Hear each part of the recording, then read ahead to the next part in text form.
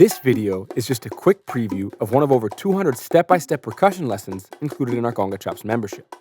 So don't forget to hit like and subscribe, and head over to congachops.com to start your free 7-day trial and check out everything we've got on the site.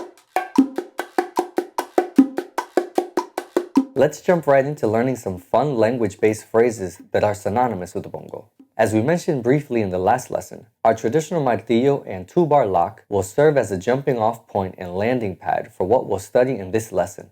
We'll be working on a series of phrases that will get us comfortable with some of the language we'll use to accompany as well as improvise. We can use these phrases interchangeably as long as we respect the direction of the clave. We can also combine them and incorporate small variations to create even longer phrases. They'll all be based on our 2-bar lock. So essentially, all we'll be doing is replacing the first bar of our lock to create each new 2-bar language-based phrase. So let's work on our first phrase over the course of 4 bars. We'll start off by playing our 2-bar lock, and when we get to the 3rd bar, we'll start our phrase. The phrase itself will be based on our 2-bar lock, with the only difference being that we'll start the first bar with a left hand ghost tone, followed by a right hand low drum open tone, and then an 8th note rest. Then we'll jump back into the same sticking and tones as our 2-bar lock. For now, let's focus on the 3rd bar, followed by a bar of rest.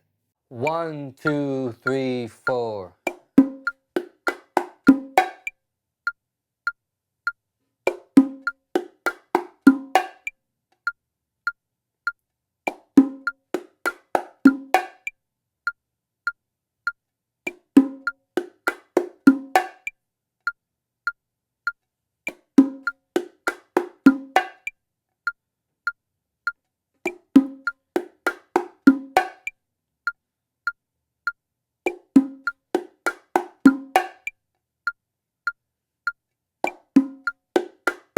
This bar will be replacing the first bar of our 2-bar lock, starting with bar 3 of our 4-bar structure.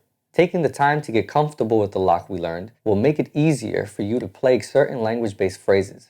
In many cases, these phrases will be directly inspired by the lock or use it as a jumping off point or landing pad. So let's put together all 4 bars. We'll play our 2-bar lock, followed by our new 2-bar phrase. 1, 2, 3, 4.